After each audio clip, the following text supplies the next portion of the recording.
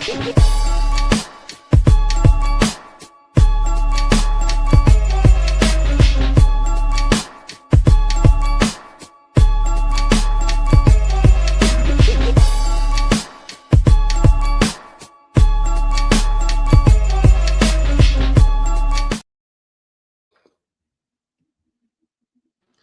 back, everybody. I'm Jay. He's Maddie. It is Thursday Night Football, and I am already nervous. Yeah, welcome in, guys, to our Thursday Night Football show. Sorry for starting late. I always think it makes like 5 minutes to make a coffee, and then it takes me longer for some reason. And I used to work as a barista. So, you know, my guys used to have to wait for ages. We don't have that fast food culture that we do in the US, unfortunately. But, Jay, it is your night tonight. It is the Minnesota Vikings going up against the Los Angeles Chargers. And guys, we're going to be getting to that real soon. So stay tuned for our preview of the Thursday night game. And Jay, we have no European games. The Germany games don't start until next week. So no need to wake up early for any European games and no need for us to review them on this show. We can review them all on Sunday. So come and follow us on Sunday for those reviews. But Jay, we're looking back at week 7 to start off with, and what a week 7 it was, with loads of crazy scorelines, crazy games, and crazy fourth quarters. Should we start, Jay, with your Minnesota Vikings? They went up against the Philadelphia Eagles, and they unfortunately lost 22-28. Jay, what do you make of that performance from the Eagles to start off with? Because I thought it was a strange one from the Eagles. Well, first I'll start out with the fact that your question was rhetorical because I shook my head no and you didn't care. So your question was rhetorical. Should we start with your bike? No, we shouldn't. We shouldn't even talk about Sorry, my bad. I just told you the Eagles always have our number, no matter what happens. It's one of those things. It's like, motherfucker, like, can we beat the fucking Eagles? We kick the shit out of the 49ers every time we play them, but we can't beat the fucking Eagles. It is just so fucking frustrating. And then don't get me wrong, Van Ginkel not being there hurts, but you know, I don't think the defense was completely awful. They just had awful moments. Do you know what I mean? Like you let Smith go off, and that just baffles me. But we're having a hard time with the quarterback position too. Don't get me wrong, Carson Wentz is very serviceable, but now him and JJ are both hurting. I really like Max Brosmer, but I'm not sure you want to start a fucking undrafted free agent in his rookie year. You know what I'm saying? I'm not sure that's kind of where you want to go. You really want to develop those guys if you think you have something in a undrafted free agent. So that kind of thing. But I also think that we just need to get JJ back to find out what's going on. But, you know, if we got our guy or not. But this is a weird stat for everybody. So the last 7 games the Vikings have played on Thursday Night Football, they have lost. The last 7 games Carson Wentz has played on Thursday Night Football, he has won. So I'm not sure what to even fucking make of that. Terrible. It's like the opposite effect of what they get in London or in the Vikings there. But with the Eagles, Jerry, I thought it was a weird game for them because, again, they have this struggle of putting good halves and good quarters of football together. And it was very un-Eagles in the offensive side of the ball, actually. In the case of normally when we see the Eagles, it's methodically driving down the field, Saquon Barkley running, tight end short throws to AJ Brown and Devontae Smith, like that methodical drive down the field, long exposed drives. But in this game, it was huge plays down the field, like very, very un-Eagles, very, very un-Jalen Hurts. And they couldn't really get the ball going on the ground at all. And it was a weird game. And they kind of let the Vikings back into it as well. But it was big plays that they won in this game. And if I'm the Eagles, I'm finding a way to get those big plays again, play that big explosive, throw for those big explosive plays because you've seen that you've done it. And now trying to work Saquon Barkley into that run game as well. So another strange game for the Eagles there. Jay, we've already kind of alluded to it with the quarterback situation the way it is and the Vikings being a bit up and down in spots here. They are currently 3-3, so a little up and down. Yeah, what are the goals for the Vikings? if the injury bug would leave us the fuck alone, that'd be nice too. Yeah. 3-3 with no offensive line for some of those games is not too bad. But Jay, what are the Vikings' goals for the rest of the season now from here for you? Well, they got to win tonight. Tonight, you got to win. You got to get it back above 500. In the scheme of bright spots, besides that one horrible snap from Brandel over Carson Wentz's head, the Vikings were actually rated in it as the third best offensive line play last week. So there's that. That's to build on. I want to see Jordan Addison more involved. That's he what looked I good want. again. He did, but I really want to good, see Jordan Addison in screens. I want to see him in reverse sweeps. I want to see you using that athletic ability from behind the line of scrimmage, right? I need to see that. But and another thing, a big bonus, especially in the pass game, Aaron Jones returns tonight. So the Vikings have to win tonight if they want to reach their goal of the playoffs, right? So, yep. Yeah, in a tricky division, I think the true goal for the Vikings has to be, what have we got next season? Like, how is this offense going to work into next season? Is it the O-line injuries? Is the O-line good enough going into next season? Do we need to work on that?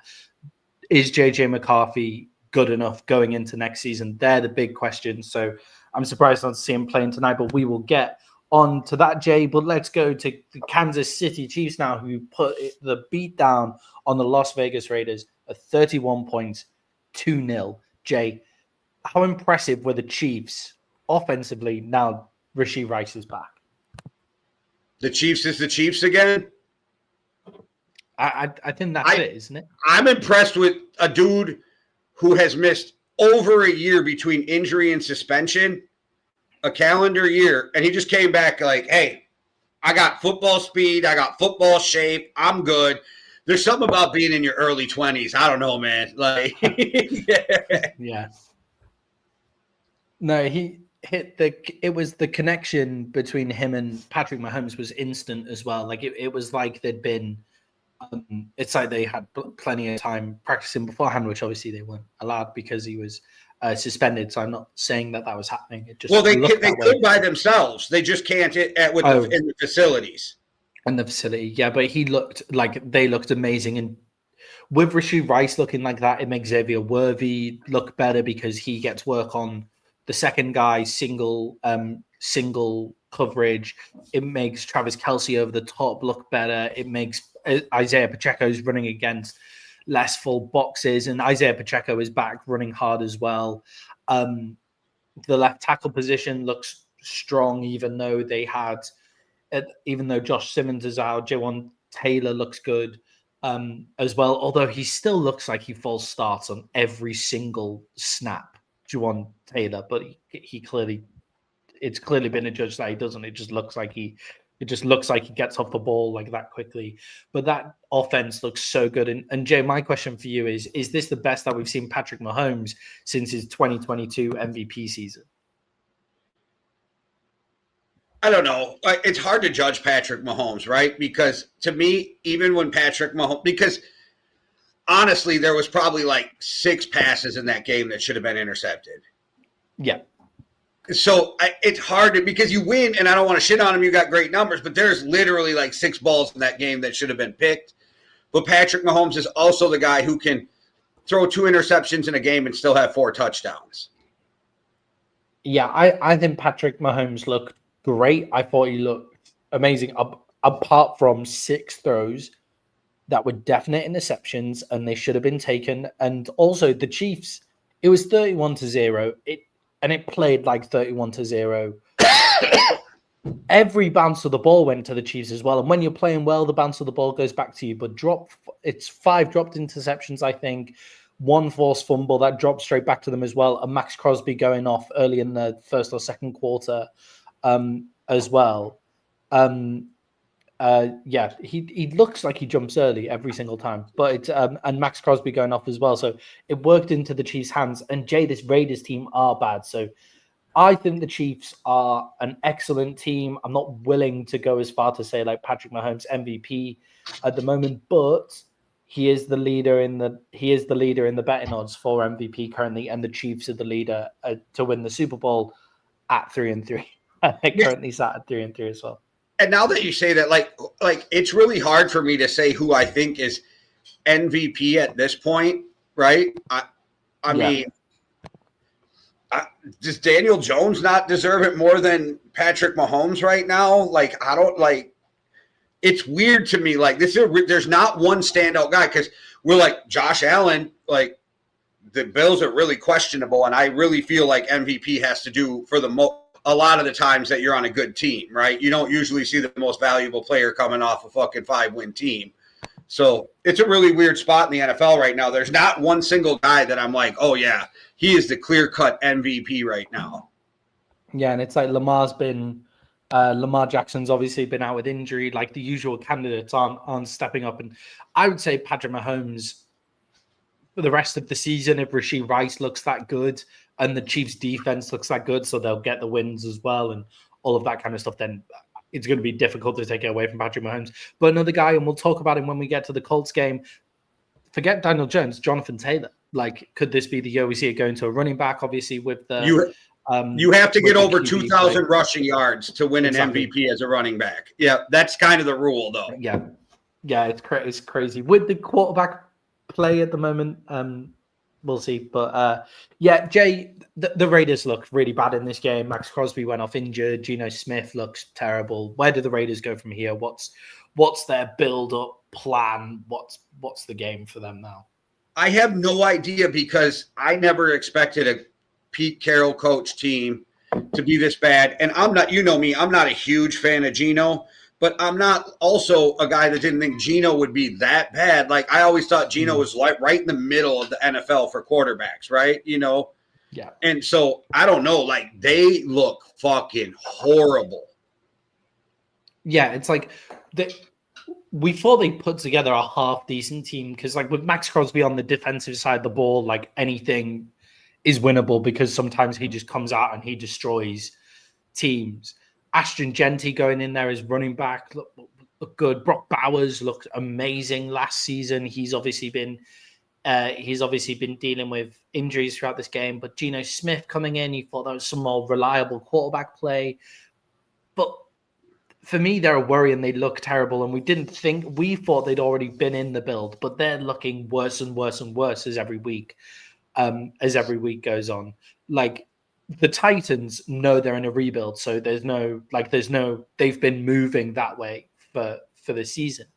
The Raiders have to go back to the drawing board, and I think it is maybe a case for them to trade away picks because with their best players, it's just not working currently. So you need to change tact, and their offensive line is terrible to start. They need to move up and get some offensive line play. They need to get some better quarterback play. They need all the most important positions aren't filled. And they've got a defensive end there who's probably worth a first-round pick. They've got a few other players, a couple of first-round picks. They've got a couple of other players that are worth some picks as well. I'd look into trading away players, possibly Max Crosby, but then what have you got? What is Max Crosby worth, though? Because isn't he, like, how old is Max Crosby? Do we know? I'll have a look. All right, because I don't know why I think he's like 30, and that's when I start to go, what do you give up for 28. Oh, no, you give up even more. 28's a good age for D end to come in. What do you give up what do you ask for if you're the Raiders? Like, not even ask for. What are you willing to accept, do you think? I mean, it's at least like the starting bet is a first and a second, but really it's 2 firsts, right? See, that's my thought too. Now, if you're the Cowboys, do you give up those 2 firsts? And my answer is yes, as long as I can keep the highest pick. Yeah, and I mean, the Cowboys have the ammunition to go. Right. I want to give you one this year and one next year, but this year I want the highest of the 2 picks, and I'll give you 2. But if you want the highest pick now, it's like, man, you got to give me something back now, right? So, like, does it become one of those weird trades or what? I would just give up 2 picks, but the reason I bring this up is because I was playing around with this trade calculator, and I don't know how accurate this shit is. But the more it was breaking shit down, I was like, that kind of makes sense. And then, is it an upgrade or do you still lose out? Like if you go from Micah to Max Crosby was the question that was being asked in a lot of groups. And I would argue that Micah is the better defensive player, but with what the Cowboys are doing, maybe that would actually be a better fit. It's because of Overshown too. I want to throw that out there because I think he's Micah light. Yeah, and the question is incorrect. You know, like the question isn't Micah or Max Crosby. It's Micah plus 10 million a year. Like it's Micah plus the extra money. It's Max Crosby versus Micah plus the extra cap space you've got because Max Crosby isn't worth as much as Micah, plus the extra draft picks that you bring in because you're not giving up as many as you received, plus Kenny Clark. It's also plus Kenny Clark as well. Like Kenny Clark has come in and like the run game is still weak. And that makes Kenny Clark better. A defensive tackle position that we've really struggled at. Our second round edge rusher has looked okay, just hasn't got any sacks yet, and Overshown is worth coming back in. I think if they bring in Max Crosby, then they've won that situation. I agree. And I think that Max Crosby is a better fit for Dallas. I agree with you. And God, I hope they get that over the line. In the locker room, Max Crosby pleaded the fifth when asked questions about moving to Dallas. And Jay, we can move on to Dallas now because the Dallas Cowboys beat the Washington Commanders 44 points to 22. And my question is, what the hell is going on in Dallas? I'd resigned myself to saying they were a bad football team last week, and then all of a sudden the defense started to make some stops against a good offensive team. Jay, are the Dallas Cowboys actually a good football team now? I think it depends what week it is, as sad as that sounds. Like right now, it's a week-to-week thing, right?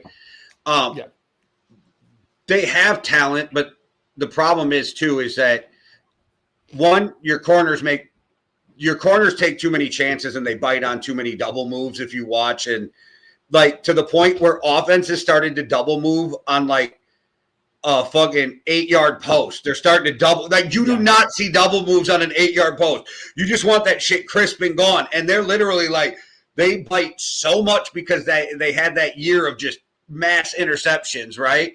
So, but that now, if you go to the game last week, there wasn't a lot of like them biting on shit. Does it have to do with something to do with the injuries across the board for the Commanders? Sure. But I don't want to take away from Dallas actually look better as a defense too. Yeah, and I think Dallas in that game, they got stops, right? And it's my problem with the Dallas Cowboys is they do the things, the flashy things they do well, but the things that travel, the things that go to away games, they've lost. They've only won one game on the road this year, and all the games have been outside. The things that go to going outside and going on the road, they do badly. So defense, and like consistent run game, like pass rush travels. Like no matter where you go, defensive line play travels, and they don't have that. Cornerback play, they don't have that. The run game is very consistent, but relies on quite big plays a lot of the time, as well. So they don't do the things that travel well. Now, if they bring in a Max Crosby, they for me immediately become a much better football team. Like they immediately go out of the stratosphere of where their defense is now just by adding one defensive end. But the cornerback play, they just bite so much. And Deron Bland got his interception, got his pick six this week, which was great. Good to see the Dallas Cowboys back. And they did make stops. And the Commanders, although injured, are still a good football team because they have Jayden Daniels back there. Now, Jayden Daniels got injured in like mid-third quarter and is out going into this next week. For any of you fantasy people who have Jayden Daniels, he's out going into next week. So make sure to make your moves accordingly. But they're a better football team than I thought, but that's only really at home. And to be honest, I kind of hope that the Cowboys make some defensive moves. Actually, normally I'm like, hold fast, let's see where they go, but like make these defensive moves. Jay, is it time for the Commanders to put the season and Jayden Daniels on ice? Is it that's the season, all the injuries. Jayden Daniels also injured as well. Just put it on ice for next year. Where do you come up with these questions? This is what I'm asking. Like, no, like they legitimately. It's an overreaction question. I'm just like, yeah, like if you look at the schedule or the records around the league, nobody's pulling away with the playoffs right now, right? Like, I mean, a fucking 1-5 team, if they go on a roll, could still make that. I'm not saying that's going to happen before somebody's like, this idiot said a 1-5 team's going to, but they literally mathematically could still make the playoffs reasonably, right? If they go on a roll.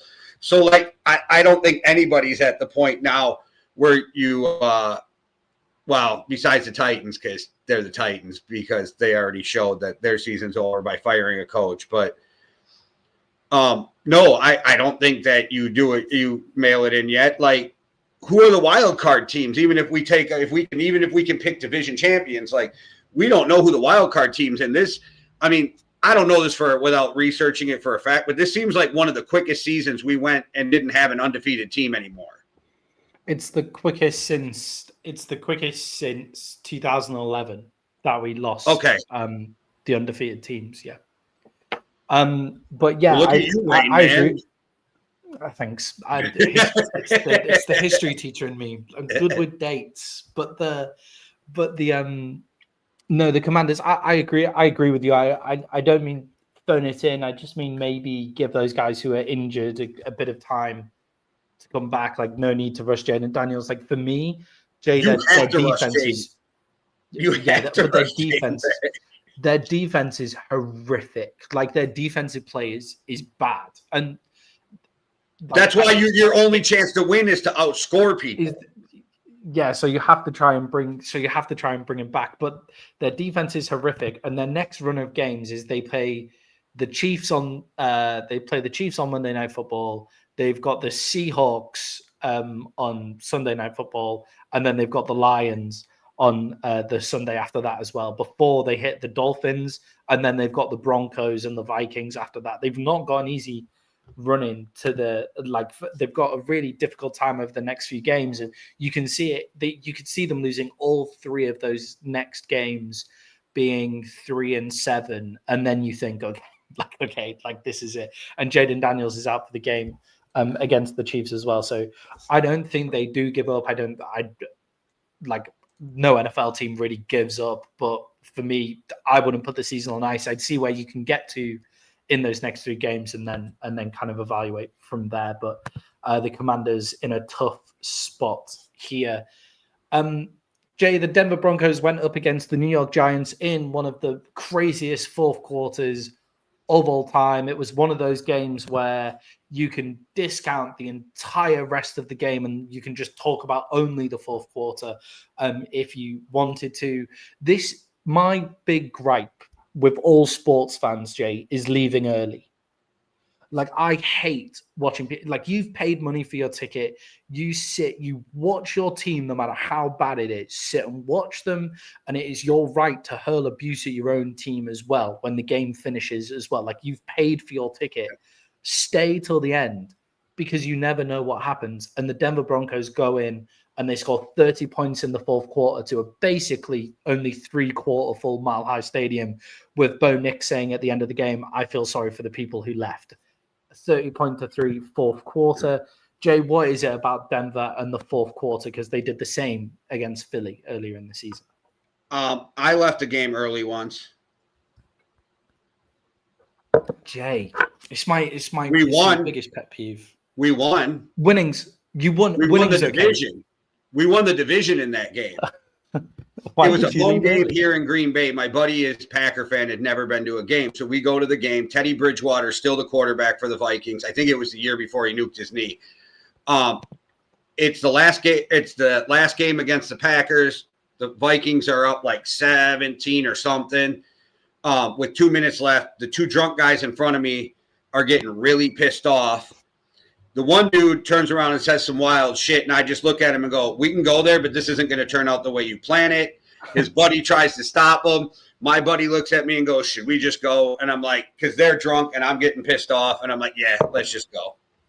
That sounds fair enough. And I mean, if you're winning as well, then it's okay to leave it. And if we were in Minneapolis, I'd have stayed because we won the division, but there wasn't going to be a celebration in Lambeau. You know what I mean? So you were in we just got up out of there. But I got to say, before we get into that whole thing, Sean Payton makes it so that I fucking hate that guy. He makes it so I fucking hate him. Like I don't give a fuck about Russell Wilson, but the way you came out and dragged Russell Wilson, where is the class as a coach? And good for Russell Wilson for clapping back. Good for Russell Wilson for firing back with a real fire back too, not some Russell Wilson bullshit of let's ride and all that shit. Yeah, he came out and really fired back with that Bounty Gate shit. And this ain't about the Bounty Gate. It's like, what kind of fucking dude are you? You're a head coach. You fucking took a shot at the Jets. You know what I mean? You were brutal about Hackett. And then now you're going to come out and drag Russell Wilson as a head coach of an NFL team. That fucking bothers me. And it also makes me think, if you're a player on that team, are you thinking if he ever gets mad at me, is he going to drag me like this too? Yeah, and it was a weird thing as well. It was a strange thing because Russell Wilson is the reason people don't seem to like him is he's a too nice guy and people don't. He's corny as fuck, and he seems fake. Nice, you know.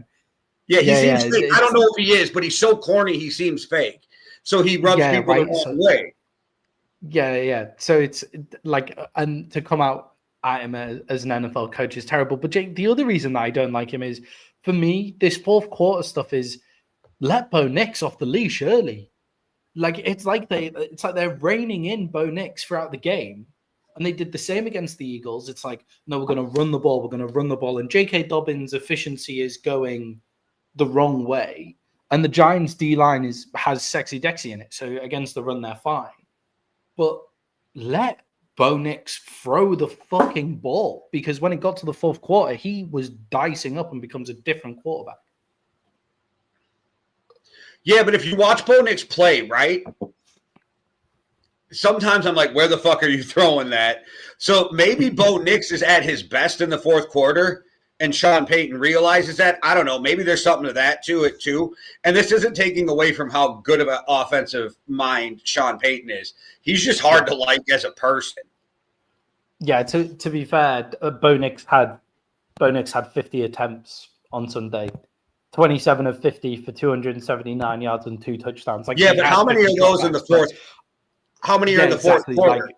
25 of them? All of it. Yeah, all of it is in garbage. Well, was seemingly garbage time and then turned out to not be garbage time at the end of it. Well, that's the problem too, is why didn't you keep your foot on their neck? That has a lot to do with it. And you and I talk about teams going to just prevent, eat clock way too early. And then you're like, we're not going to give up any big plays. Well, you did. You gave up 16 yards across the fucking middle. That's a big play when the team's trying to come back. You gave up 20 yards across the middle because your safeties are fucking 40 yards back. What are you doing? And it's a different NFL now. The amount of yak yardage you can get from just having the ball in somebody's hands is incredible. The amount of PI that you can work on. You can work on getting go routes down the field, and it seems now the quarterback is allowed to throw the. I'm not saying that happened in this game. I can't quite remember, but it's a play that annoys the fuck out of me and happens across the NFL, where the quarterback seems to purposely throw it short, so the wide receiver has to come back and get the ball. But what's the defensive guy meant to do that? And it's just a great it's a way to get PI in those plays as well. So it's a different NFL. That drop back stuff doesn't work, and the Giants killed themselves. And not only did the Giants kill themselves with that, Jay, they've had to drop their kicker because he missed an extra point. He missed 2 extra points in that game, leading to. What do I always say in the group chat? Stupid fucking kickers. Yeah, that was when a kicker misses an extra point, that's a problem. Considering the standard of kicking that we've got to in the NFL now. There's just guys who miss a field goal from 50. Yeah, if you miss a field goal, we all get it. If you miss an extra point, it's a problem. If you miss more than one extra point, we are questioning your ability to be in the NFL. Yeah, considering there's guys just regularly notching it from beyond 50, and like it looks easy. Like Brandon Aubrey just again crunching ones from 60 yards out. Aubrey's like the unicorn of this whole thing, right? But you still have a ton of guys who hit over 60. I mean, Reichard for the Vikings been fucking just drilling them. There's a handful of dudes in the NFL right now that can hit for over 60. And when dudes like that line up, it's not like, oh, I hope he makes it. It's like, I'm pretty sure he's going to make it. Like, you know what I mean? Like 8 out of 10 times he's making that thing from over 60. Yeah, so if you're missing 2 extra points and it costs your team the game, then you deserve to be dropped, unfortunately. And he's a guy, and the kicker is a guy from Ireland. He came through the pathway program. Pathway program and he came through the pathway program and stuff like that. So sad. So obviously sad for European players to see him go, but never mind. Like he wasn't up to the job. But yeah, it was a weird fourth quarter, and Jackson Dart throws an interception in that fourth quarter as well, and it wasn't a great one. But Jay, in this game, they lose by 1 point. Does the game still continue to give good vibes in New York despite the loss? Yes, because Jackson Dart and the offense did everything they needed to do to win that game. That's why. You got 2 rookies who did everything they needed to do to win that game, and your defense didn't put it away. And I think they're really fun to watch, and I think there's a lot of shit to be excited about. I mean, you think about it. I know he's like, it's injury and that kind of thing, but you got Malik Neighbors, you got fucking Scadaboo, you got you got Jackson Dart, you got a defense that has pieces too. So it's not like you're completely inept at defense either. So like there's a lot of stuff to be excited about. And did any of us to even think that we'd be enjoying watching the fucking Giants this year? I thought it was interesting storylines, but not for the reasons of watching the Giants be fun. Right, because none of us saw Scadaboo doing what he's doing. None of us, we didn't know what Jackson Dart was going to be or when they were going to start him. And I think the whole Russell Wilson, Jameis thing that took over the airwaves made it like, really? You got the 2 corniest fucking quarterbacks in the NFL and you want your fan base to be excited? Like, you got one who's like has stupid catchphrases and the other one who's eating W's. Like, what are we doing? But Jameis is a great locker room guy. Jameis's teammates love him. So, like, I don't know why Russell Wilson is still on the team. Yeah, Russell Wilson's moon balls to Malik Neighbors, I predicted would be fun to watch. And they were fun to watch for one game. Unfortunately, it was against the Dallas Cowboys, but, move on. The Cowboys came away just with the win on that one. But apart from that, they haven't been particularly fun. But they look great. And Jay, the other part of this is Jackson Dart didn't throw that interception for me. Patrick Surtain created that interception. That was veteran, best cornerback in the league against a rookie quarterback. Because it was a dart of a throw. It wasn't an inaccurate throw. It was Patrick Surtain was not meant to be there. He went to go cover the flat, saw there was no danger in the flat, and drops back into the zone to cut off that pass. Surtain wasn't meant to be there. Jackson Dart has thrown an accurate throw, and it's got picked off by an excellent best cornerback in the league, probably reading the game particularly well. So there's that side of things as well. And also, they went into the den, the home, Mile High Stadium of probably the best defense, playing some of the best football on defense in the league right now. Like, obviously, there's some other defenses out there that are great too, but the Denver Broncos have every reason to say they're the best defense in the league. And they put up 32 points. Like, that keeps the vibes going for me. And I still think they played a great game. They just, the Giants are the Giants. Jay, big thing happened after the game, and it's to do with the officials. Dre Greenlaw running at the officials and hurling abuse at them, and has since been suspended. What's your take on that? On the same video, you see another guy actually fucking hit the ref, but he doesn't get suspended, right? So, and the rules state contact. And why is the NFL so fucking quiet on what happened? Because when Branch got suspended, they fucking put out a book on what happened with Branch and why they suspended him. But now they're quiet as fuck. with Dre Greenlaw, and he can't even address the media until after his suspension, where Branch at least got to address the media before.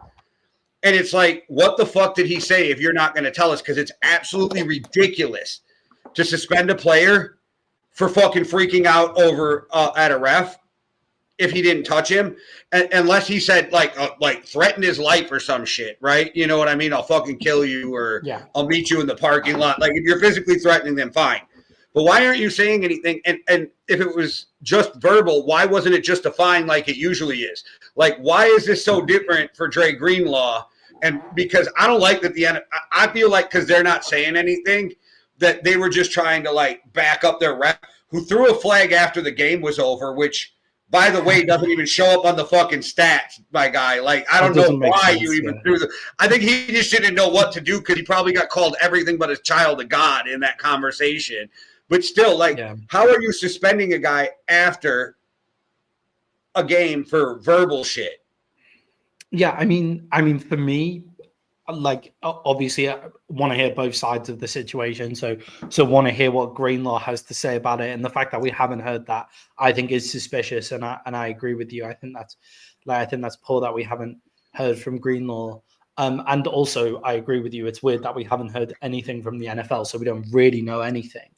But Jay, the rules say contact, and there was no contact. And it's still just proving that the NFL's theory, like, you already get beat up for being soft for all the shit you do. Why make it even worse? And then you made it a bigger story than it needed to be, because if nobody would have spoke on it, nobody would have thought anything of Dre Greenlaw yelling at the ref, because they would have just thought he was like, what the fuck, ref? Why, you know, that kind of shit. You made it a bigger deal.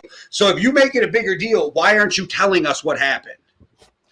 For me, I until we hear what he said, it doesn't really matter. But for me, there is like a line of professional stuff. I like that European football, for example, has now started to started to yellow card and send off players for abusing referees. Like, I think hurling abuse at a referee is being a bad role model of the game. But American football is a different sport where the adrenaline is pumping and you're having to is a completely different sport, and the adrenaline is pumping and all of that kind of stuff. So I do understand it. In rugby, we have to refer to the ref as sir. You know, we have the same thing. If you hurl abuse at the ref, you get moved 10 yards immediately. If you speak to the ref and you're not the captain, you get moved 10 yards immediately. But the law of the game and the way that the culture of the game is, it's not a suspension for Dre Greenlaw, and they've made up a rule to suspend him. What that needs to happen is, if you want to make it a law, you can go make it a law, and it has to go through the NFLPA to be able to do that as well. And they've just not done that, and they've suspended him, and Dre Greenlaw should sue them for his match fees in the next game. Well, I don't know. Like, they like to they always want to say that the refs aren't bigger than the game, and now you make the ref bigger than the game. And I don't know. I'm not going to drag fucking soccer right now for their rules, but I will say that soccer is kind of known as a soft sport to begin with, like over here. So you would just get the same. Rugby's even harsher on it. Rugby's harsher on speaking to the refs in that way. I don't know how you expect to take alpha males who just played a game and expect them to like turn off that killer instinct. And I don't know at what point. And like I said, if he threatened him, but then you figure we would have heard that. I feel like that would have gotten leaked already. And I just don't I don't mind if you would have punished him. I don't mind fining him. I just don't like the suspension. And it's just the level of money that is lost to these guys too with a 1-game suspension is astronomical, right? When you got a top end player. And they always say they want to be transparent, and we're not getting transparency. And that's the shit that irks me, is like, why are you doing this when this has never happened before? And if it's a new thing that this first time this is happening, why aren't you explaining why you did this?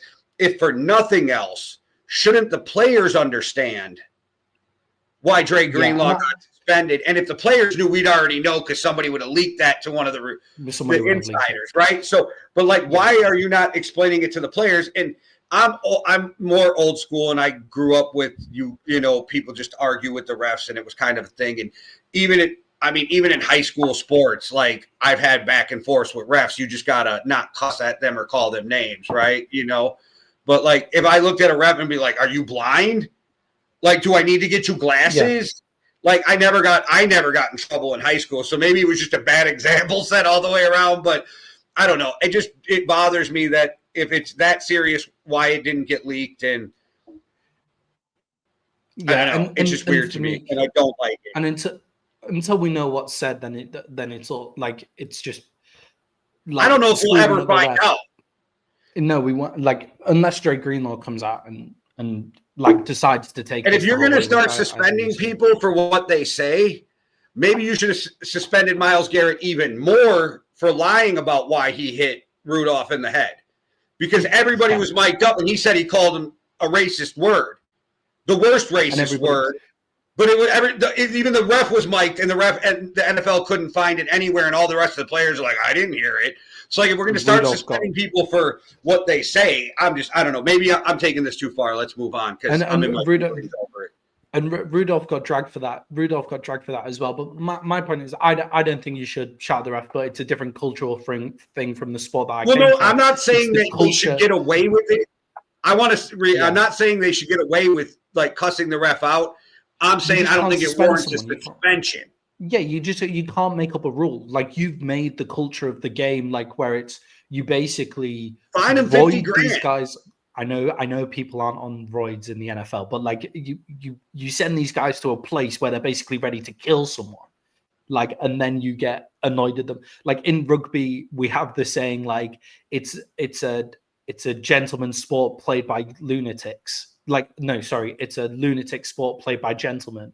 So like it's the whole culture is that like you're really respectful to the refs, like you go for pints after games, like that's the entire culture and the rule system around rugby is that, but you haven't created that in the NFL. Like the NFL is completely different to that in culture, and you can't just change that in the next week. Like you can't just change that like for one player's situation. I agree with you. I don't think it should have been a suspension. I mean, if you want to find the fuck out of him, I was good with that, right? You know what I mean? But like, yeah, I don't know. Hopefully we'll find out. Find out we will. And it affects the Broncos as well. But Jay, the Detroit Lions went up against the Tampa Bay Buccaneers, and the Detroit Lions looked really good against the Buccaneers. Jay, can we first of all raise a glass, pour one out to Mike Evans and his 11 consecutive 1,000 yards receiving seasons, because he would have made that shit. He would have made it again. It would have been 12 consecutive seasons, but he's unfortunately broken his collarbone now and won't be coming back. And like they're saying maybe back late season for the playoffs, but he's not going to make up the 1,000 yards by then. So pull one out to Mike Evans. First ballot Hall of Fame. Yeah, 100%. But Jay, did this game see the death of Baker Mayfield's MVP chances, because the Lions nullified him in this game? Not if the voters know football. And the reason I say that, there's like 89 voters or something fucking stupid like that, right? So like it's ridiculous. That Lions defense is better this year than it was under Aaron Glenn, without a doubt. The way they schemed that game, they had Baker Mayfield confused. They were making everything look like what it wasn't, right? Their disguises. They would have Baker thinking it was man. They would pop into zone. They would have him thinking it was zone. It was man. You could watch that Baker was a split second behind on his decision-making, because there were guys that were open, but because of the way they disguised it, it wasn't what he thought pre-snap. So his brain had to readjust. Like I was so impressed with the Lions defense. They're better than they were under Aaron Jones or Aaron Glenn. Yeah, and the other part of that is for Baker is it's one bad game, and they like the Bucs have been playing risky. They've been coming from behind in most of their games. They've been making big comebacks basically since Bucky Irving went out. It's been largely on Baker Mayfield's shoulders to make those huge comebacks from behind as well, and those big plays. So they've been playing it risky. But this was a game in prime time where the Lions' defensive scheme is a lot better, and Baker Mayfield is without all of his most experienced wide receivers. Like I know Ibuka played, Emeka Ibuka played. But in that scheme, the way that the Lions had it drawn out, it's the first time that Ibuka couldn't get open either because he couldn't find the space. Like they were just saying, you're going to have to dice us up with Sterling Shepard. Like that's your only wide receiver that you've got. That will they bracketed Ibuka a lot of the times with guys on the side and a safety over the top. Where are you going with that, right? There's nothing he could do. And because you have Mike Evans getting injured and you have Godwin out still, and you know what I mean? Like, what do you do? And like you were just bringing up Bucky Irvin, they don't even have, and that's not a shot at their running back room, you know what I mean? Because they're very solid, but it's just like, if you don't have all these explosive parts, and I don't want to switch it real quick, but just to give an example, if you look at the 49ers last game, they had Juszczyk and they had fucking McCaffrey and Kittle. No, George Kittle back. The blocking scheme is insane with those two. When you're missing key pieces, it changes everything you're doing. So they're missing their receivers. They're missing Bucky Irvin. They have injuries on the offensive line. Like the fact that Baker was still winning games with them was what should be impressive. Like not that he lost the game against the fucking Lions, who are one of the top teams in the NFC also. No, and like I said, I said on Sunday, like when I picked them, like I don't know. There's something about this Lions team that I really feel is clicking right now. And I love, me, you and I both, we love us some Baker Mayfield. Yeah, and I don't think this game should really affect his MVP stuff. We'll see how it goes from here. But Jay, the Lions played great football in that game as well. How does the Lions defense shape up for the rest of the season? Because they've been a bit up and down. Like the game before last against the Chiefs, they couldn't stop the Chiefs at all. Like they couldn't do anything against Mahomes. In this game, it's because they got the run game going and they get ahead. The pass rush looks great. Aiden Hutchinson is amazing. A joke of not being selected first overall by the Jacksonville Jaguars there. Jacksonville showing that, not the best. You already just said it. Picking. You just said it. Get ahead. That's how they beat the shit out of people last year, too. They got ahead, and then they just let that defense pin their ears back and rush the quarterback, right? That's when they're the most effective. So if the Lions can catch a lead in games, they're good. They're really hard to beat. And they do everything well. Like, you don't look at the Lions and go, wow, that's a glaring weakness. I mean, their secondary you can have, but just as a whole, the defense, you're like, that's not a glaring weakness. They can be trouble at times, but they play well. Like, their offense plays well. Their special teams plays well. They're not like some glaring deficiency. And that offense, when it gets clicking, people better watch out. Yeah, I agree with you.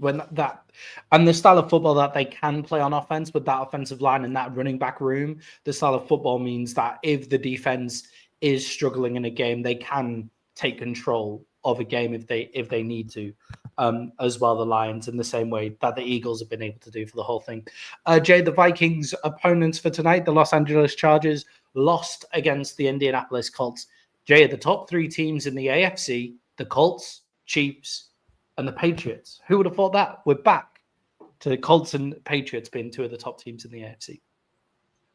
Yeah, no, it's impressive what the Colts and the Patriots are both doing, and I'm really impressed with the coaching job by Steichen and Vrabel. I love what their front offices are doing.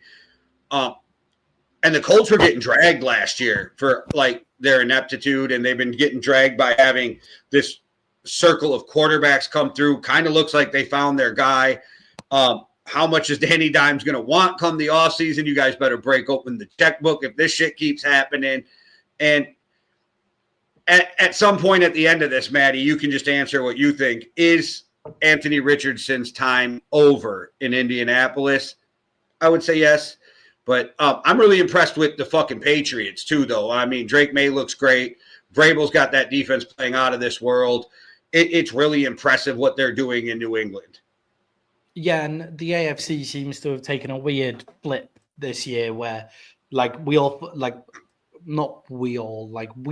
more moderate on it, but that people thought that the Chiefs were going to be like not so good. They look like one of the best teams in the AFC since getting Rice back, since getting Worthy back, and then getting Rice back as well. And then the Colts, who people thought were going to be terrible, look great, and the Patriots, who we thought were maybe a year off, and we'll see what Drake May does, they look great as well. So the AFC's been a weird topsy-turvy time. Jay, for the Colts and Anthony Richardson, Indiana Jones, Danny Dimes is looking incredible. Like he's looking amazing. And for me, if I'm Anthony Richardson, I just want to get out of there. Like I'm just pushing my way out of there. And if Jets come take a flyer on him, like you don't do it, Richardson. Like, just see what happens. Not for Richardson, but you know what I mean? Like a team like that, just come out and just say, let's just see if someone could give us some juice, because the Titans aren't going to do it. Like the Dolphins, like wouldn't the Dolphins be interesting with Anthony Richardson? Like that would be the true, is Mike McDaniels an offensive genius? And we might get to him in a segment. I don't think he's going to have a job past week 9, but okay. Yeah, but the Dolphins, like Tua has looked awful this season. Like, can Anthony Richardson go and get those jobs? Like, we'll see. Jay, the Colts for me are the best team in the AFC currently. They just look imperious. They don't punt. They're spending most of their drives kicking. Offensive, Jonathan Taylor is amazing. And for me, with the poor quarterback play this year, or the non-standout quarterback play this year, he is maybe putting his hat in the ring for MVP as well. And he's doing it every way possible. He's doing it with his legs. He's doing it with his arm. He's doing it by being smart. And his run blocking is what he's picking up the blitz quite a lot as well. Like Daniel Jones has actually always been okay off the blitz. It's just when you're getting blitzed and you don't have an offensive line in front of you, basically, then that's going to be a struggle. But he's actually okay off the blitz. So Jonathan Taylor's run blitz pickup has been very good and helps Daniel Jones as well. And people don't realize how, they're like, oh, yeah, he's great at play action. And they don't realize how big of a trait that is, because it takes balls of steel to turn your back completely to the defense and then turn back around and find the open guy, right? Like it takes balls of steel to completely turn that and do the true fake of that play action. And Daniel Jones has been killing the play action. It's also massively helpful to be athletic as well. Like people continue to forget about, because they remember Daniel Jones tripping over nothing on the 20-yard line for the Giants when he was about to make a 90-yard dash. They forget how athletic he was getting to that point, how his athleticism was the reason he was allowed to trip over nothing. Like the guy is incredibly athletic as well, so it really helps him. And Daniel Jones in a small market, good coach, good offensive line, decent weapons at wide receiver, good running back, is a force to be reckoned with. And he's an intelligent, everybody's always said he's a really intelligent guy as well. And him coming off what went on for him in New York and coming and doing this in Indianapolis has been great. And he's a Midwest quarterback. He really suits the Midwest as well. The other point I'd like to point out here, Jay, is how good Tyler Warren has been in their offense. He gets another touchdown again, and Shane Steichen is an offensive genius. The Philadelphia Eagles offense hasn't looked as good without him. So yeah, Shane Steichen. It was all Anthony Richardson seemingly last year that made them struggle. But Shane Steichen's doing a great job with what he's got there. Yeah, I'm impressed. When it comes to the Chargers, I don't know what to think about the Chargers because I love Harbaugh. I think they got a good team. And then at times I'm just like, what are you doing? Incredibly injured as well of both tackles, and we'll get to them as well. But Jay, we talk about Justin Herbert getting passes, more passes than anyone else, not throwing passes as in people, if he plays terribly, he gets a pass all the time. But he threw for 420 yards in the game. He was the leading passer last week, but he still some reason didn't have a good game. He threw for 420 yards, but he threw for 2 picks as well. He throws for two picks in those 420 yards. So the Chargers are actually moving the ball here, but you can't throw interceptions against this Colts team because they'll just score on every single drive. So he needed to protect the ball in this one. Jay, explain that from Justin Herbert, 420 yards, but still playing badly. Yeah, I don't have any that's the perfect stat line for Justin Herbert. Like, if you think about it, it sums up everything I feel about Justin Herbert. Like, you got all the talent in the world, yet you don't put it together to win games. Yeah, it was a weird one.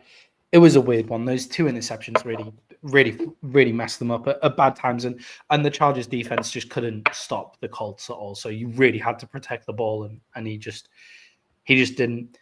Jay, that is the end of our reactions to Week 7 games, guys. We're going to take a quick break now, but stay on for our Week 7 MVPs, our GMJ segment, our Week 7 overreactions, and then we will start our predictions for Week 8 with Thursday Night Football and our Week 8 best bets. Where Jay, I went 3-0. I went 3-0 in our best bets, so people should stay tuned for the best bets coming up.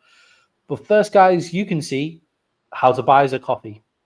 Me and Jay set up the Yankee and the Brit nearly 5 years ago, and in that time we've gone up to about 7 shows a week. And with the help of our loyal community, we've been able to keep growing. But we want to grow even more, and that's why just giving $5 or £5 could really help us out in our Buy Me a Coffee fund. And all you have to do is hit the Buy Me a Coffee link in our YouTube descriptions. That'll be on every single video. You can give £5, $5, you can give it once, you can give it every month. And what that does is it allows us to grow and even buy ourselves a coffee every once in a while.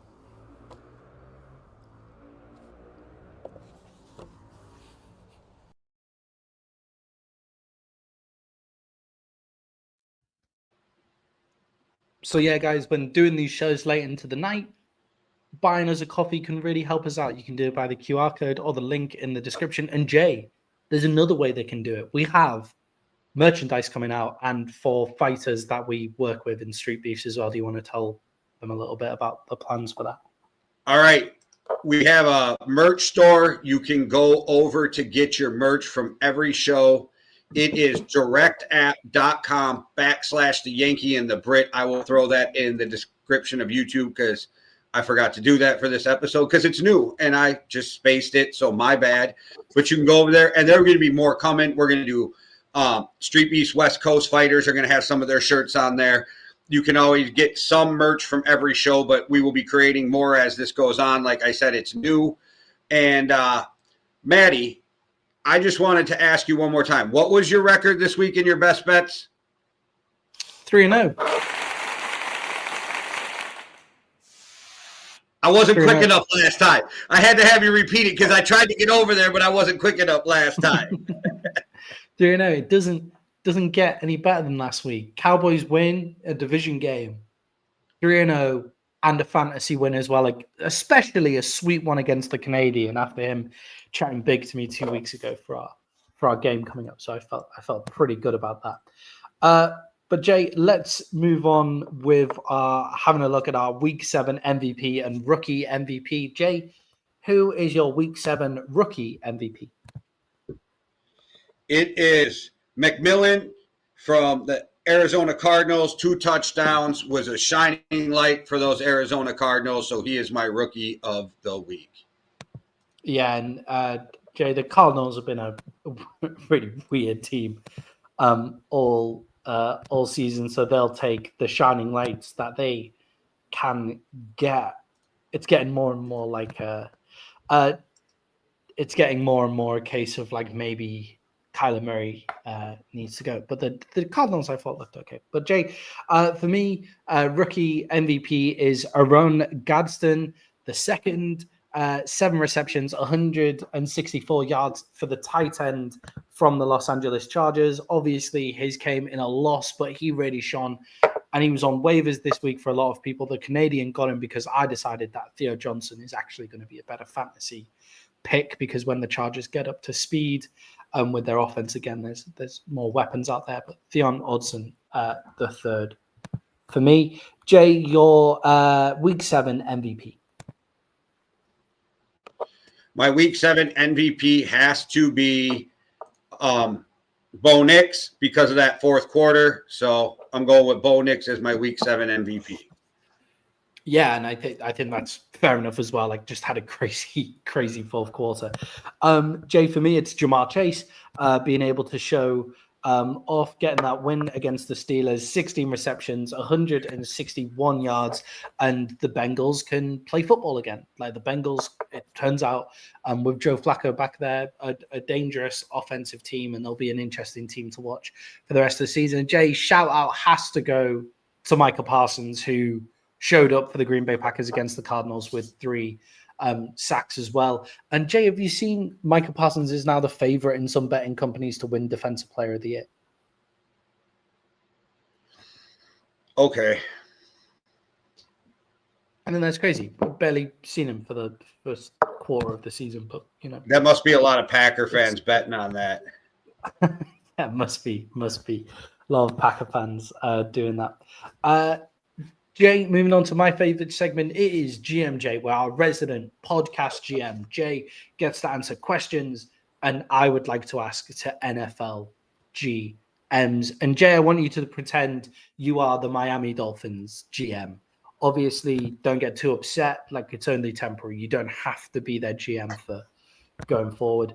But Jay, as the Miami Dolphins GM, with Mike McDaniel's Dolphins looking terrible again against the Browns, is it almost worth letting him just stink it up till the end of the season so the new guy can start fresh? If it's me, I'm firing him and I'm selling the farm and I'm starting over. What do you want, Jalen Waddle? What do you want, Achane? What do you want? Like, does somebody want Tua? Like, Minka Fitzpatrick is probably the only guy I'll keep because I need a general on that defense. But yeah, like, just start making me offers because I'm clearing house and rebuilding. Yeah, Jaden Phillips as well. They actually have a lot of nice pieces for the trade block, like perfect up for the trade block to just go rookie, like hit the rookie market hard in the next ones. And any of my players who are 28 or older are probably on the block. Yeah, and I think try and do what the Texans did a few years ago now, just before they got CJ Stroud in, where it was that, like, in the free agency market, they just took a lot of like B tier, C tier players to like creep everything back to average before going crazy in the draft, taking CJ Stroud and Will Anderson and Nico Collins popping off, and Tank Dell was there and as well, and adding that star power on the top. But in Miami, they went star power, but no substance whatsoever. And you can see that substance just goes away all the time. So when you play a team like the Cleveland Browns in Cleveland, where it's horrible weather and it's hard-nosed football, you don't have that substance there to like kind of take on. And Jay Tua, like, he has these bunches where he doesn't just throw one interception. If he throws one interception, he's throwing 3 or 4. Like, what is that about? And if you're the GM, if I was the GM, I'd almost be tempted to just let Mike McDaniel see the season out, trade everybody else, so that my next hired coach can just come in with no baggage from the previous season and just come in afresh, implement his stuff with his players in the next season, and just start. So what do you do? So then what do you do if you sell a bunch of players off? Mike McDaniels gets these young guys and he goes on a winning streak. Then that's good. Then I haven't had to pay a new guy. Shit coach because he got lucky. And if you want them to be as shitty as they can, fire everybody you can and just stink up the joint for the highest fucking pick. That's all. And if I'm them, and I'm giving some free advice since I'm the GM of them right now, you call up Wes Phillips, the Vikings coordinator who was with McVay and O'Connell in L.A., whose father is the great defensive coordinator Wade Phillips, who Cowboys fans know. And I bet you can get Wes Phillips that head coaching job. And let's see if Dad wants to come in for a year and train a guy to take over this defense. How about that? How about you do something like that? Like, get adults in that fucking building. Yeah, I mean, maybe the true thing to do is get an interim guy in, like get Mike McDaniels out the door, get an interim guy in, but Yeah, then you just say, lose, and then you get yeah, rid of yeah, him at the end of the year too. You just up, yeah, like, exactly. yeah. And you don't leave it up to choice. You say like, even if the interim guy does well, he's getting sacked, and you just say that to the fan base first out. You just say, And you can even like, tell he's dude, leaving. like, look, we're not gonna roll with you, but you want to test your chops to show you can run a team. This is your chance because it'll make you more employable for a head coaching job moving forward. And now, if you coach 8 games as a head coach, you're kind of in people's minds now as, oh, this dude's head coach before. Yeah, and you get the benefit of the doubt for being on a shit team too. Yeah, you get the benefit of the doubt for being on a shit team, and you can just come in and say like, "We'll go if you take this interim job and you're happy to just be sacked like from the job, like you have a job for next year with the Miami Dolphins with the next guy who comes in, like you have like a role and stuff like that if you do well." So yeah, if it was me, I'd be tempted to let. So there's a parallel to this in European football where like the Manchester United manager, basically the current Manchester United manager was offered the job in like last January, and he basically said, "I don't want this job. I want to wait until the next year but they forced him to take it in January. The team was terrible, stunk up the joint all of January. So then when he came into next season, he was coming in with baggage from the season before. How can So they now force it's you? like, How can they force well, you to like, take the job? well, it was like you either take it now or you don't get the job. And and Manchester United are like the biggest club, like one of Right. the top 2 biggest clubs in the world. So it's like you take it. Like it's either you take it now or it won't be available to you again. Like so You that's in the what they basically said '90s. to it. In '90s, you would see people wearing Manchester United Nike gear over here. Yeah, like they're like the biggest club. So like he's just beaten Liverpool the other day. So like he came in with that baggage, but now it's starting to clear up. But it meant his entire off season was like, if Ruben Amorim doesn't win, he'll get sacked. If he gets sacked, he'll get sacked. If I'm the Dolphins, I want to stave that off, and I'll bring my guy in next year because there's no one can do anything with the current situation at the Dolphins. So just sell everyone. But yeah, I like that. Jay, we'll finish off our reactions to NFL Week 7, putting Week 7 in the books with our Week 7 overreactions. Jay, what you got? Woody Johnson is the only person more disgusting than Sean Payton in the NFL. You're going to have to say that again. Say that again. Got Woody Johnson.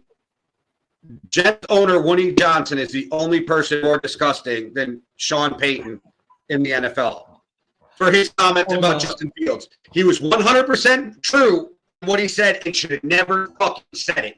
What are you doing as an owner? Fucking dragging your quarterback through the fucking mud. At least Sean Payton dragged his ex-quarterback. Like, you dragged your current quarterback on a shitty team who's fucking imploding in front of your eyes, and you decide that the best move is to shit on your starting quarterback. Yeah, and that's where I think it is. It's like, if you'd put together a good team and he was the reason they were stinking up the joint, then fine. But if you had a good team, you're still not going to say it. You're just going to shut up and move on. Yeah, exactly. Like it's crazy. Former, obviously, is he the ambassador to the UK now? I don't think so. But here's the problem. Back in? Here's the problem. I don't think so, and this is why I don't think so. He didn't at first anyway, but I don't think so now either, because I think the part that Woody Johnson did is he didn't hire Aaron Glenn and he didn't sign Justin Fields. His brother did. So I think there's a fucking problem there, and I don't think he likes the signings. And now that he's back in full control, he's saying wild shit, and I don't like it. I think it makes the Jets even more dysfunctional, which I didn't know was possible. And, like, poor Aaron fucking Glenn. Yeah, I want to know what weird fucking shit he was saying in the embassy in London. That's what I want to know. Like, if this is how he treats an NFL team, what is he doing as the embassy? Right? And then the way Aaron Glenn treated Aaron Rodgers was weird too. There is some weird shit going on there. And I'm not saying you had to bring Rodgers back, but you don't have the guy fly out from LA to New York, which is a fucking massive flight, to have a 5-minute conversation with him to tell him you're not bringing him back. You could have done that shit over the phone. Yeah, one of the biggest pluses of COVID was the move forward in communications, like in terms of face-to-face Zoom stuff. Like you could have just done that pretty My easily. wife works like, at home now because of COVID. Yeah, me too. Like there's no, my my wife's job pretty much got rid of most of their offices, and the only reason they keep the ones they have is because communities in the U.S. get nervous when a health service company doesn't have physical offices. Yeah, I think that makes fair enough. I mean, like I had a call in China this morning with my work. Right. You could. There's no need to get people to fly out to do business anymore. Like that is poor. Like the Jets are just a dysfunctional, awful. And that's why. So, but before I keep burying Woody Johnson, what is your overreaction? Jay, mine is more on the positive side. My overreaction is this season confirms that Matthew Stafford should be a first ballot Hall of Famer. It was getting to the point where people were saying that Matthew Stafford shouldn't even be a Hall of Famer. First ballot now. I think Matthew Stafford was a first ballot Hall of Famer leaving Detroit. Okay. And then he won a Super Bowl, which I think just cemented it. So that people who are saying he's not, I think are morons. Yeah, I think it's insane. And this season, it's just he's taken another step forward in that game. Take the Super Bowls out of it. Who's better, him or Eli Manning? Yeah, the fact now Eli Manning being in the Hall of Fame is. Yeah, that I know. I have a problem with Super Bowls. He won 2 Super Bowls and his last name's Manning. He's first ballot. I get it, but I have arguments against that. But I'm just saying, so can we stop with like this Matt Stafford like hate? I don't get that. It's weird. Yeah. Matt Stafford is like one of the toughest human beings to walk this planet too. And legitimately probably one of the strongest arms in the NFL still, even though his elbow is falling off. And he did all of this stuff that he's doing in the NFL while his wife was fighting for her life. Yeah, that's crazy. Like he's a tough guy, good guy as well, and he's easily a first ballot Hall of Famer, especially. I'm with you. I'm with you on that one, Maddie. 100%.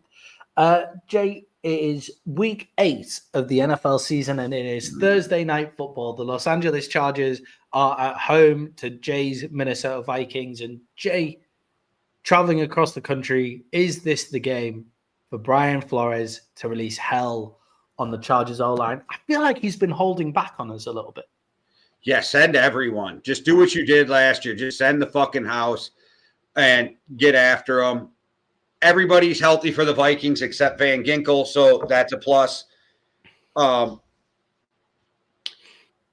Aaron Jones being back, I think, is big, but I think I like the pressure an O-line that's already beat up. Get to Justin Fields, and I like what the Vikings have been doing. They've been run blitzing. Keep doing that.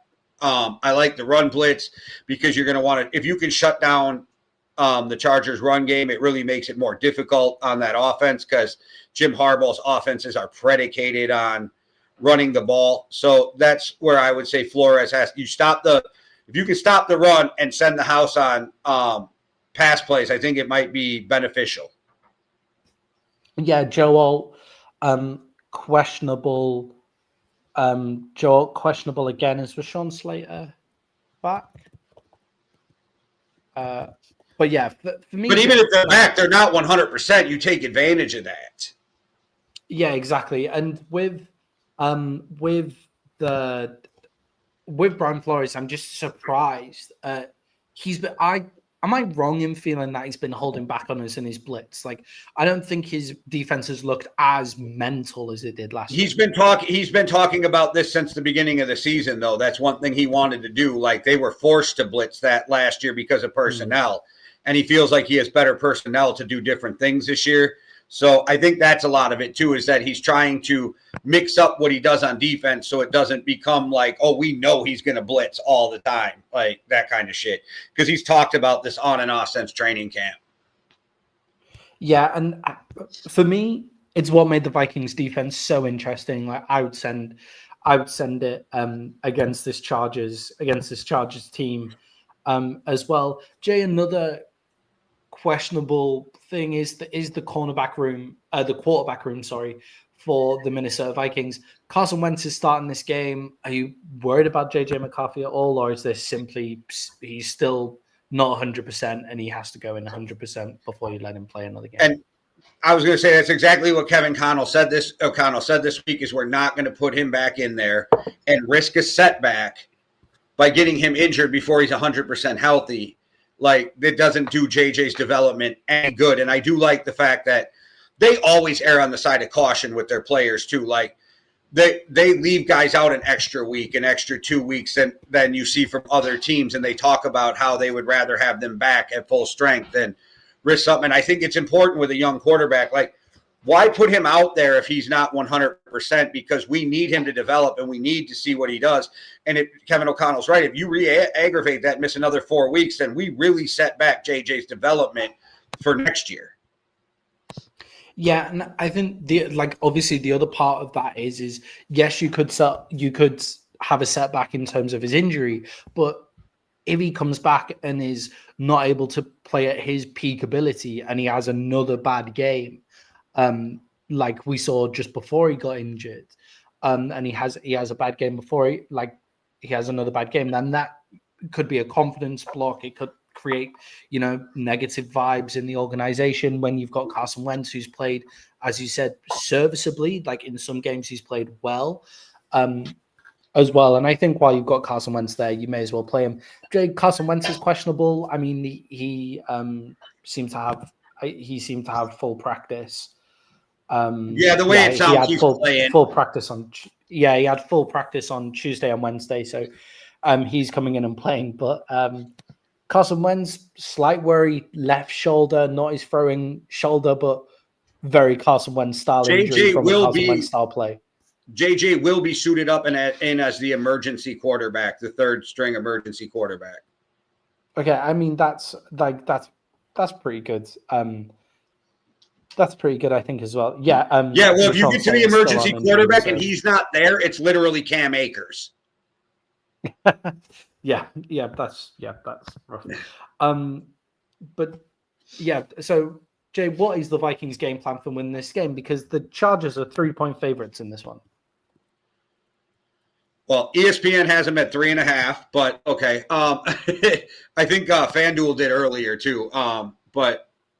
DraftKings. But they have to attack. I think they're just going to come out and attack this defense. I think that's going to be their plan of attack. Stop the run, attack the defense. I think you'll see them go for some big plays early in the game.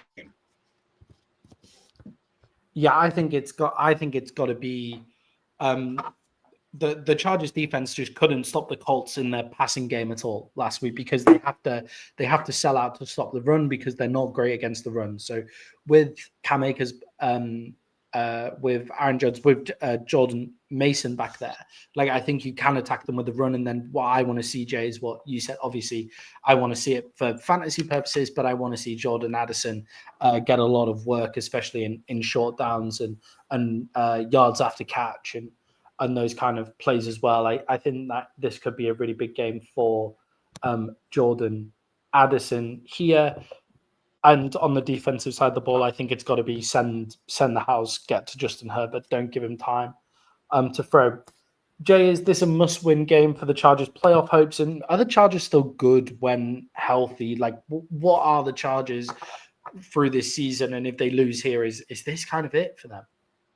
I think this might be a must-win for both teams going into it because you want to right the ship and fix things right now if you're going to try to make a push for the playoffs, right? It's week 7.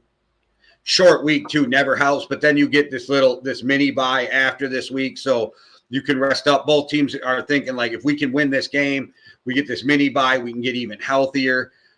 I think the Chargers are always one of those teams, especially when healthy. They're very solid. They're going to punch you in the mouth, and they're going to make you earn every point. That's the problem when you get injured, though. If you're not a big play explosive team, it's hard to come back if you get behind.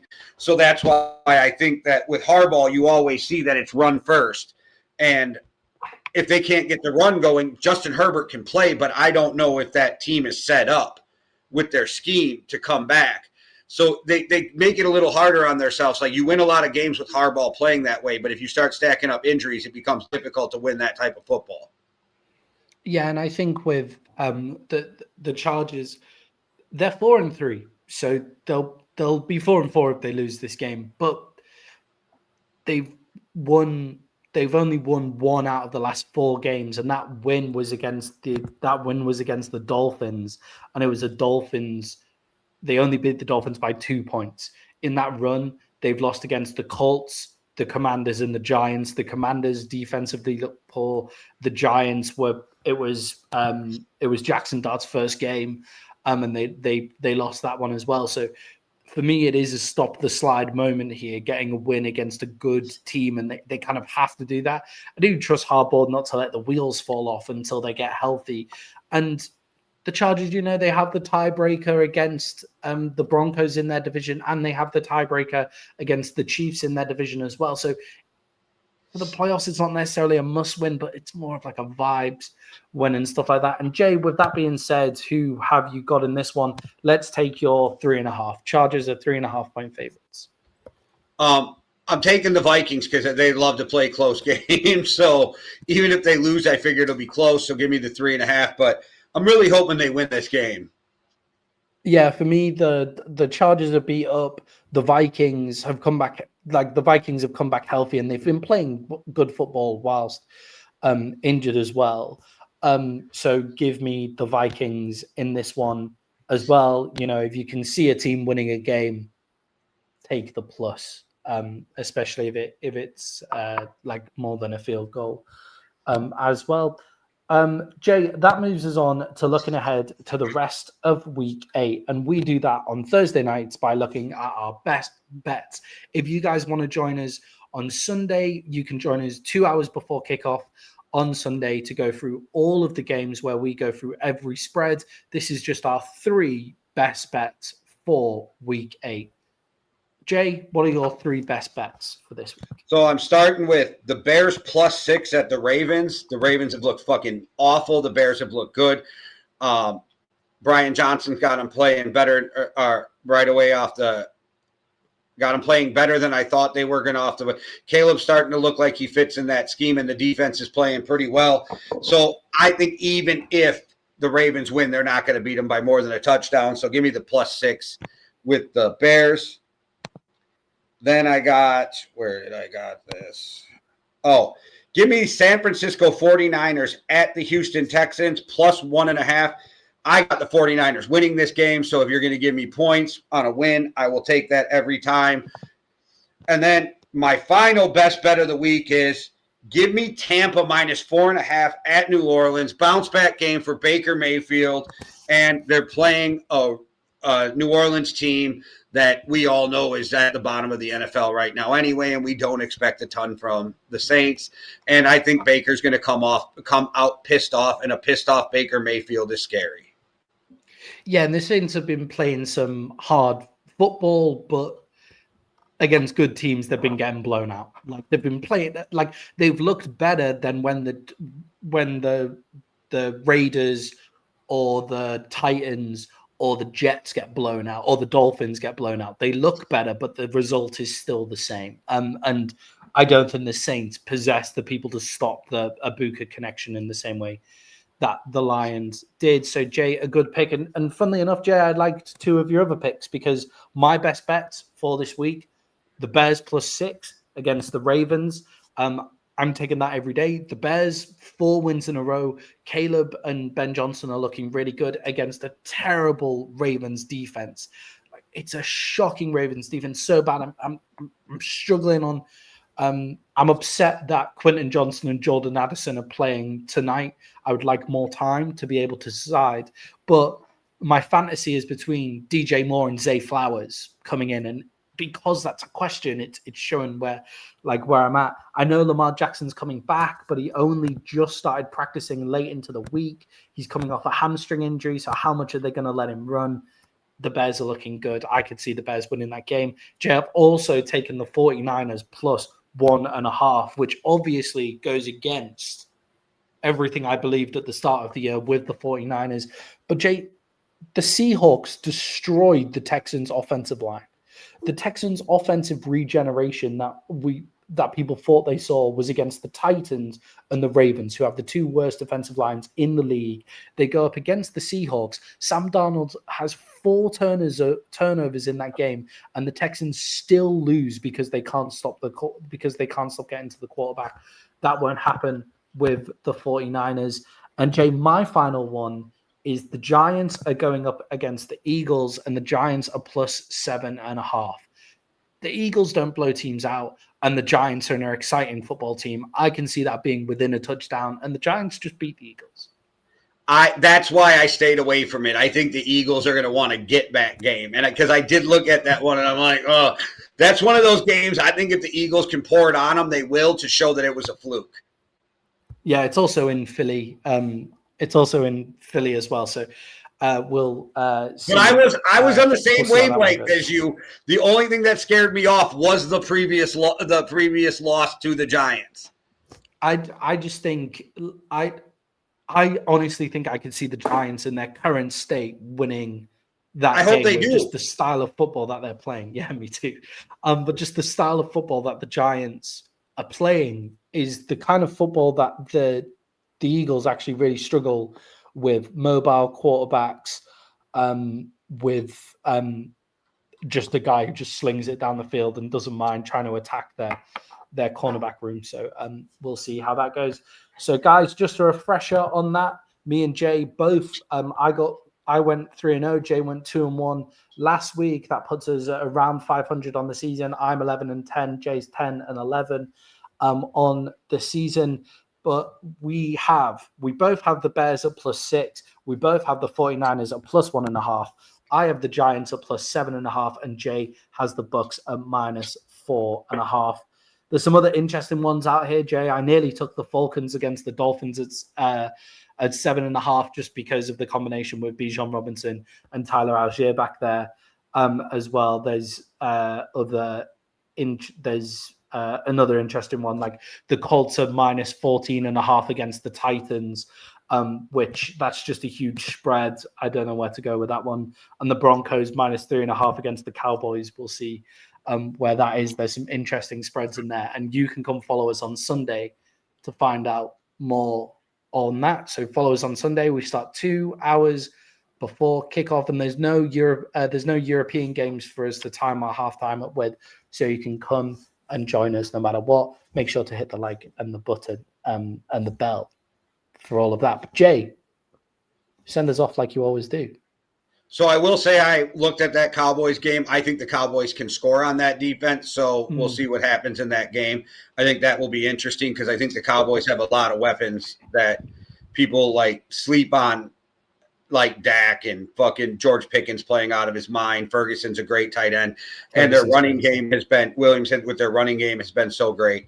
But all right, everybody, thanks for watching. Go over and buy us a cup of coffee if you wouldn't mind. Help support the work. If you'd like some merch, go check it out. Like I said, there's going to be Street Beefs West Coast Fighters, and there's going to be a lot more merch being dropped. Everybody's getting a signature shirt, so if you want to walk around with Maddie or Freezus on your chest or Payne Gusto, which I'm pretty sure Payne will be flipping you off, so that's always good. And you can go get that stuff because they'll be made up soon. But just go check out the merch store and let us know what you think. If nothing else, just go check it out. Even if you don't get something, come back, comment what you think, give us some feedback, because if there's something you want to, let us know. We might be able to make that up. And keep your eyes open, because if you are a Street Beefs West Coast fan, you know Sam K is one of the best refs, but he definitely got some catchphrases, and you are going to see some Sam K catchphrase shirts. So make sure you keep your eyes open. I hope you guys all enjoy Thursday Night Football as long as the Vikings win. Otherwise, I hope it sucks for everybody. All right. One world, one love. Deuces. Cheerio.